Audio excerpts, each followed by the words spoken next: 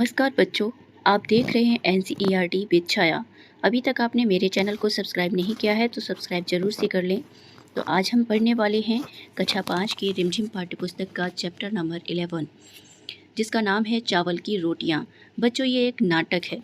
तो सबसे पहले हम इसमें देखेंगे पात्र परिचय। इसमें करेक्टर कौन कौन है, ये लिखा है पात्र परिचय। कोको 8 साल का एक बर्मी लड़का, कुछ मोटा। 8 साल का एक बर्मी लड़का है, बर्मा का रहने वाला, जिसे हम म्यांमार भी कहते हैं। बर्मा एक देश है जो हमारा ही पड़ोसी देश है। नीनी 9 साल का बर्मी लड़का, कोको का दोस्त। कोको 8 साल का है, नीनी 9 साल का है। टिंसू 8 साल का बर्मी लड़का, कोको का दोस्त। मिमी 7 साल की बर्मी लड़की, कोको की दोस्त। ये 7 साल की बर्मी लड़की है। ओवातुन जनता की दुकान का प्रबंधक। इसका अभिनय कोई लंबे कद का लड़का नकली मूछें और चश्मा लगाकर कर सकता है। ये सारे हमारे करेक्टर हैं नाटक के। रंगमंच की तैयारियां देख लेते हैं। कोई भी नाटक होता है तो उसके लिए एक स्टेज होता है, रंगमंच होता है, उसकी कुछ तैयारियां, डेकोरेशन भी होते हैं। चलिए इसको पढ़ना शुरू करते हैं। एक सादा कमरा, दीवारों पर बांस की चटाइयाँ, जिसे चिक भी कहते हैं, एक दीवार के सहारे रखी अलमारी, अलमारी के ऊपर एक रेडियो, चाय की केतली, कुछ कप और खाली गुलाबी फूलदान रखा है। कमरे के बीच फर्श पर एक चटाई बिछी है, जिसके ऊपर कम ऊंचाई वाली गोल मेज रखी है। 2 दरवाजे, एक दरवाजा पीछे की ओर खुलता है, दूसरा एक किनारे की ओर और पंछियों की चहचहाने के साथ साथ पर्दा उठता है। पंछियों की चहचहाने की आवाज़ आती है और पर्दा उठता है। दूर कहीं मुर्गा बांग देता है, मतलब मुर्गा कुक्कड़ कू करता है। कुत्ता भौंकता है, कहीं प्रार्थना की घंटियां बजती हैं। कोको आता है, जम्हाई लेकर अपने को सीधा करता है। जब सोको उठते हैं तो हाथ पैर स्ट्रेच करते हैं, जम्हाई लेता हुआ आ रहा है। कोको माता पिता धान लगाने खेतों में चले गए हैं। धान कैसे लगाया जाता है? पहले धान की पौध बनाई जाती है, फिर उसको ज़मीन से उखाड़कर एक खेत में पानी भर के उसमें पौध लगाई जाती है। जब तक माँ खाना बनाने के लिए लौट कर नहीं आती, मुझे घर की देखभाल करनी है। देखता हूँ माँ ने नाश्ते में मेरे लिए क्या बना कर रखा है। मतलब वो सोकर उठने का अभिनय करता है, इसलिए वो ऐसी कर रहा है। वह अलमारी की तरफ जाता है और उसे खोल कर देखता है। एक तस्करी निकाल कर देखता है कि चावल की 4 रोटियां हैं। तस्करी मतलब प्लेट। चावल की 4 रोटियां हैं। वह होठों पर जीभ फेरता है और मुस्कुराता है। कोको आह, मज़ा आ गया। चावल की रोटियां मेरी मनपसंद चीज़। चावल की रोटियां उसे बहुत पसंद थी। वह पेट मलता हुआ रोटियों को मेज पर रखता है और बैठ जाता है। वह पेट पर हाथ फिराता है, मलता हुआ मतलब हाथ फिराता है, और रोटियों को मेज पर रखता है और बैठ जाता है। कोको आज तो डट कर नाश्ता होगा, मतलब पूरा मैं खा जाऊंगा, अच्छे से बैठकर नाश्ता करूंगा पेट भर के। वह एक रोटी उठाकर मुंह में डालने लगता है, तभी कोई दरवाजे पर दस्तक देता है। दस्तक देना मतलब दरवाजे पर कोई आवाज़ देता है, कोई दरवाजे पर आ जाता है। नीनी कोको, ए कोको दरवाज़ा खोलो, मैं हूँ नीनी। कोको गजब हो गया, यह तो भुक्खड़ नीनी है। उसकी नज़र में रोटियां पड़ी तो जरूर मांगेगा, मैं इन्हें छुपा देता हूँ। नीनी नाम का जो बच्चा था उसको भी चावल की रोटियां पसंद थी, तो वो कोको बोलता है गजब हो गया, मतलब अब तो मेरी रोटियां गई, क्योंकि उस बच्चे नीनी नाम के बच्चे को भी चावल की रोटियां बहुत पसंद थी। तो अगर उसको पता चल जाएगा तो वो सारी खा जाएगा। वो भुक्खड़ है, मतलब भूखा ही रहता है, वो सारी खा जाएगा। नीनी दरवाज़ा खोलो कोको, तुम क्या कर रहे हो? नीनी बोलता है दरवाज़ा खोलो कोको, तुम क्या कर रहे हो? इतनी देर लगा दी, इतनी देर क्यों लग रही है? कोको मैं इन्हें कहाँ छुपाऊँ, कहाँ छुपाऊँ?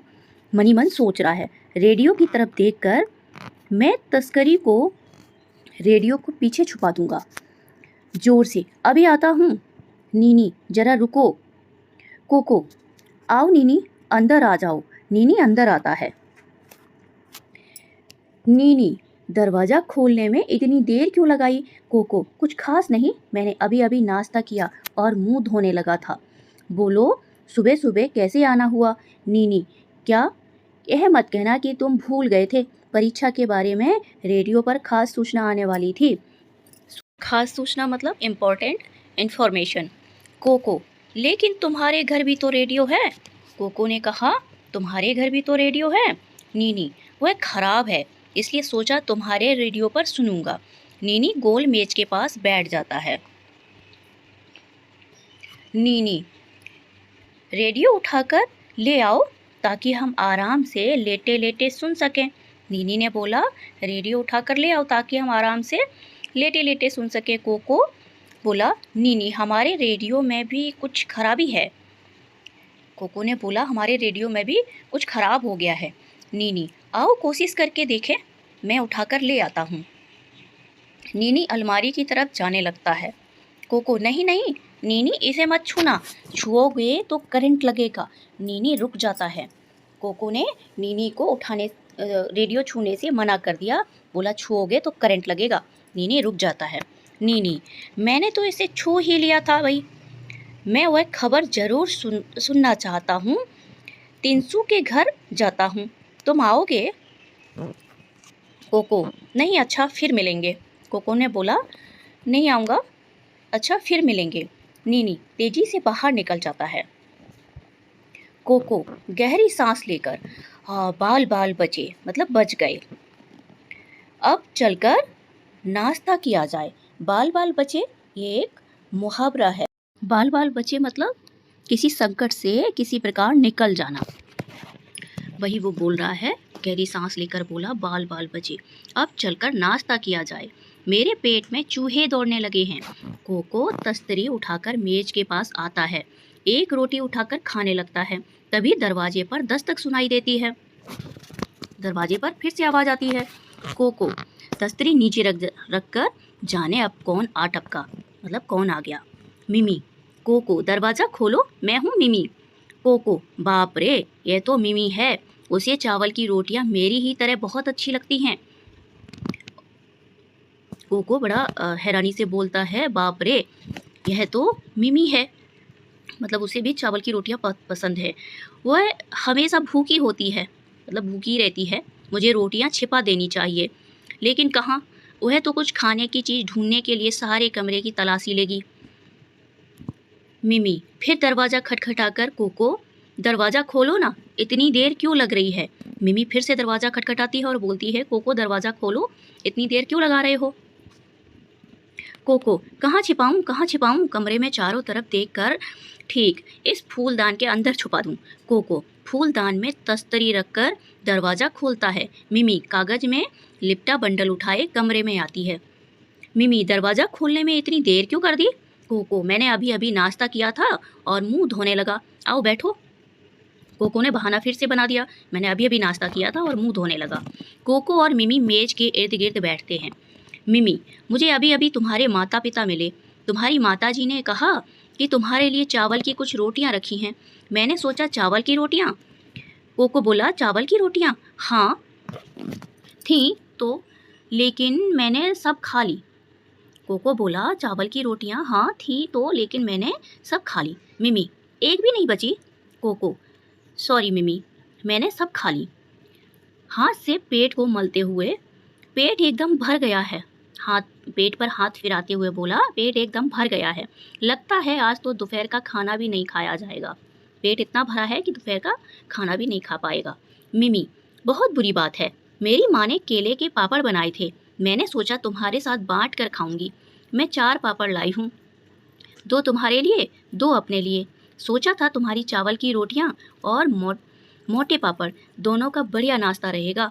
मिमी कागज का बंडल खोलती है और पापड़ निकालती है, वह उन्हें एक तस्तरी में डालकर मेज पर रखती है। मिमी, गर्मा गर्म है और स्वादिष्ट भी, तुम्हारी भी क्या बदकिस्मती है कि तुम्हारा पेट बिल्कुल भरा है और तुम कुछ भी नहीं खा सकते। कोको पापड़ देखकर होठों पर जीभ फेर कर, स्वागत, स्वागत का मतलब है अपने आप से ही बातें कर रहा है, मैंने बड़ी गलती की जो उसे बताया कि मेरा पेट भरा हुआ है, लेकिन मैं समझता हूँ कि वह चारों पापड़ तो खा नहीं सकती, शायद 2 मेरे लिए छोड़ जाए। मिमी एक पापड़ उठाकर, क्या इन्हें निगलने के लिए चाय है। कोको, हाँ हाँ, अलमारी पर है, मैं ले आता हूँ। कोको चाय की केतली और 2 कप उठा लाता है। मिमी 1 कप में चाय डालती है। मिमी, तुम तो चाय पियोगे नहीं, पेट भरा होगा। कोको, स्वगत, मतलब फिर से बड़बड़ाता है वो। मेरा पेट भूख से गुड़गुड़ कर रहा है। भगवान करे मिमी को यह गुड़गुड़ ना सुनाई दे। मिमी, पापड़ खाते हुए, यह कैसी आवाज़ है? कोको, आवाज़? कैसी आवाज़? मिमी, हल्की सी गड़गड़ाने की आवाज़। यह फिर हुई, सुना तुमने? कोको, यह हमारे घर में चूहा घुस आया है, वही यह आवाज़ करता है। दरवाजे पर दस्तक। दरवाजे पर फिर से कोई आता है। कोको, कौन? तिनसु, मैं हूँ तिनसु। तिनसु बोलता है, मैं हूँ तिनसु। कोको उठने लगता है। मिमी, तुम बैठे रहो, आराम करो, तुम्हारा पेट बहुत भरा हुआ है। मैं खोलती हूँ। मिमी दरवाजा खोलती है। तिनसु गेंदे के फूल का गुच्छा लिए आता है। तिनसु, आह, मिमी भी यहाँ है। तिनसु बोलता है, आह, मिमी भी यहाँ पर है। मिमी, आओ तिनसु। तिनसु मेज के पास जाकर, हेलो कोको, क्या बात है, तुम्हारी तबीयत ठीक नहीं है क्या? तिनसु मेज के पास जाकर बोलता है, हेलो कोको, क्या बात है, तुम्हारी तबीयत ठीक नहीं है क्या? कोको, हेलो तिनसु। मिमी और तिनसु मेज के पास बैठते हैं।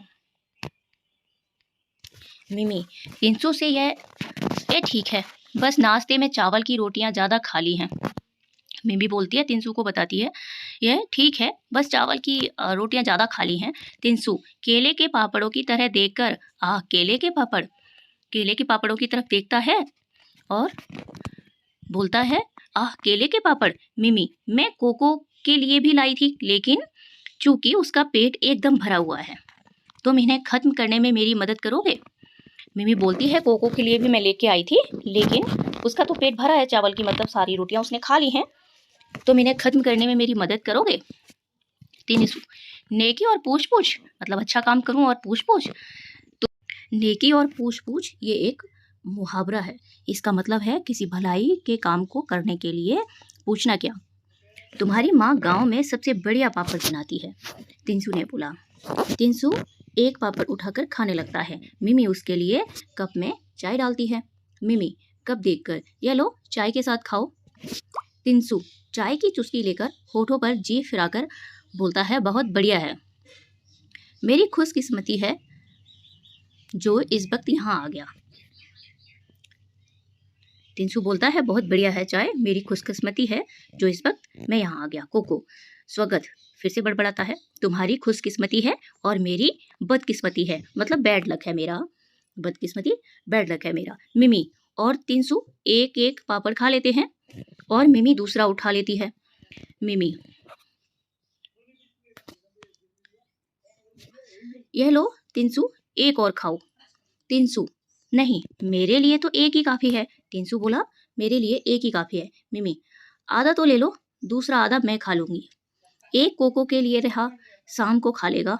तिनसु, तुम जोर डालती हो तो ले लेता हूँ। तिनसु ने बोला, तुम जोर जबरदस्ती कर रही हो तो मैं ले लेता हूँ। कोको, स्वगत, फिर से बड़बड़ाता है, चलो एक तो मेरे लिए छोड़ रहे हैं, मैं भूख से मरा जा रहा हूँ। तिनसु फिर से बड़बड़ाता है, मन ही मन बोलता है, चलो मेरे लिए एक तो छोड़ दिया, मैं भूख से मरा जा रहा हूँ। तिनसु, ये आवाज़ कैसी है? मिमी, यहाँ एक बड़ा चूहा घुस आया है। कोको कहता है, वही ये आवाज़ करता है। तिनसु, ऐसा लगता है कि किसी का पेट भूख से गुड़गुड़ा रहा है। तिनसु और मिमी पापड़ खत्म करते हैं। मिमी, अच्छा, ये फूल कैसे हैं? तिनसु, ओह, मैं तो भूल ही गया था, मेरी माँ ने कहा है कि कोको की माँ ने कल दुकान से एक फूलदान खरीदा था, उन्होंने ये फूल उस फूलदान में रखने के लिए भेजे हैं। इधर उधर देखता है, उसे अलमारी के ऊपर फूलदान दिखाई देता है। वह रहा फूलदान अलमारी पर। मिमी, मुझे दो, मैं इन्हें फूलदान में रखाती हूँ। मिमी बोली, जैसे उसको फूलदान दिखता है, मिमी बोलती है, ये मुझे दे दो, मैं रखाती हूँ। तिनसु उसके हाथ में फूल देता है, वह उठने लगती है। कोको, नहीं नहीं मिमी, मिमी, तुमने तो मुझे डरा ही दिया, क्या बात है? मिमी बोली, तुमने तो मुझे डरा ही दिया। कोको ने एकदम से बोला, नहीं नहीं मिमी। कोको, ये फूल मेरी माँ को इस फूल से एलर्जी है, जब भी वह यह फूल देखती है उनके जिस्म में फुंसियाँ निकल आती हैं। तिनसु, ओ, मुझे इस बात का पता नहीं था, खैर मैं इन फूलों को वापस ले जाऊंगा।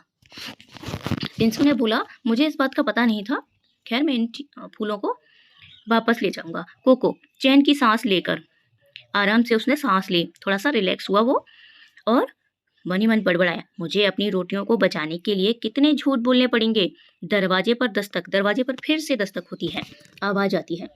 कोको, कौन? उवतुन, मैं हूँ दुकान का मैनेजर, उवतुन। मिमी, अब दुकान का मैनेजर आ जाता है। कोको से, तुम मत उठो कोको, मैं खोलती हूँ दरवाजा, जोर से। अभी आई उवतुन चाचा। उवतुन नीला फूलदान लिए आता है। उवतुन, हेलो बच्चों, मेज की तरफ देखकर लगता है छोटी मोटी पार्टी चल रही है। मिमी, आओ चाचा आओ। उवतुन मेज के पास बैठ जाता है। मिमी, चाय लेंगे आप? उवतुन, कोई ऐतराज नहीं है, बहुत बहुत शुक्रिया। उवतुन ने बोला, मुझे कोई प्रॉब्लम नहीं है, बहुत बहुत शुक्रिया, थैंक्स बोला उसको। मिमी अलमारी की तरफ जाकर कप ले आती है और चाय डालकर उवतुन को देती है। उवतुन कप से चुस्की लेकर, क्या मजेदार चाय है। चाय की चुस्की लेते हैं और बोलते हैं, क्या मजेदार चाय है, खुशबूदार, ताजगी लाने वाली, खुशबूदार है और ताजगी लाने वाली है। तिनसु, चाचा आपने नाश्ता कर लिया है? तिनसु ने पूछा, चाचा आपने नाश्ता कर लिया है? उवतुन, अभी नहीं किया, अभी किया नहीं, मैं सोच रहा हूँ कि चाय की दुकान पर रुककर कर लूंगा। मिमी, चाय की दुकान पर जाने की क्या जरूरत है, आप यह पापड़ ले सकते हैं। उवतुन, लेकिन मैं तुम्हें से किसी का हिस्सा नहीं मारना चाहता। तिनसु, कोई बात नहीं चाचा, हम सबके पेट तो भर गए हैं। उंगली से गले को छूता है। उवतुन, बहुत बहुत शुक्रिया। अरे यह आवाज़ कैसी है? तिनसु, यह चूहे की आवाज़ है, अक्सर यह आवाज़ करता रहता है। उवतुन, मुझे लगा किसी के पेट भूख से कुलबुला रहा है। उवतुन पापड़ उठाकर खाने लगता है। उवतुन, कोको तुम आज बहुत चुप हो, तबीयत तो ठीक है? उवतुन पूछते हैं, कोको आज तुम बहुत चुप हो, तबीयत तो ठीक है? कोको, कुछ नहीं चाचा, मैं बिल्कुल ठीक हूँ। मिमी, उसका पेट बहुत भरा हुआ है, नाश्ता बहुत डट कर किया है, मतलब जमकर किया है, बहुत पेट भर कर किया है। उबतुन पापड़ खत्म करके हाथ से मुंह पोंछता है। उबतुन, कोको तुम्हारी माँ हमारी दुकान से एक फूलदान लाई थी। इधर उधर देखकर, हाँ वह रहा। कोको, क्यों, फूलदान का क्या करना है? उवतुन, तुम्हारी माँ ने नीला फूलदान मांगा था, उस वक्त मेरे पास वह रंग नहीं था, इसलिए वह गुलाबी ही ले आई। उसके जाने के बाद मुझे एक नीला फूलदान मिल गया, मैं उसे बदलने आया हूँ। उवतुन अलमारी के पास जाकर गुलाबी फूलदान उठा लेता है और उसकी जगह नीला फूलदान रख देता है।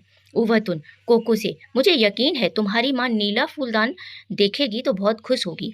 अब मैं चलूँगा, शुक्रिया और गुड बाय। उवतुन ने बोला, मुझे यकीन है तुम्हारी माँ नीला फूलदान देखेंगी तो बहुत खुश होंगी, अब मैं चलता हूँ, शुक्रिया और गुड बाय। मिमी, तिनसु, गुड बाय चाचा। मिमी और तिनसु बोलती है, गुड बाय चाचा। कोको, गुड बाय चाचा। फिर से वो बड़बड़ाता है, स्वागत, और गुड बाय मेरी चावल की रोटियों, क्योंकि उसकी चावल की रोटी वही उसी फूलदान में चली जाती हैं, क्योंकि उसने चावल की रोटियां फूलदान में छुपाई हुई थी ना। तो इसके राइटर कौन है? पी ओंग खिन, और इसको अनुवाद किया है मस्तिराम कपूर ने। आई होप बच्चों समझ में आ गया होगा। प्रश्न उत्तर नेक्स्ट वीडियो में।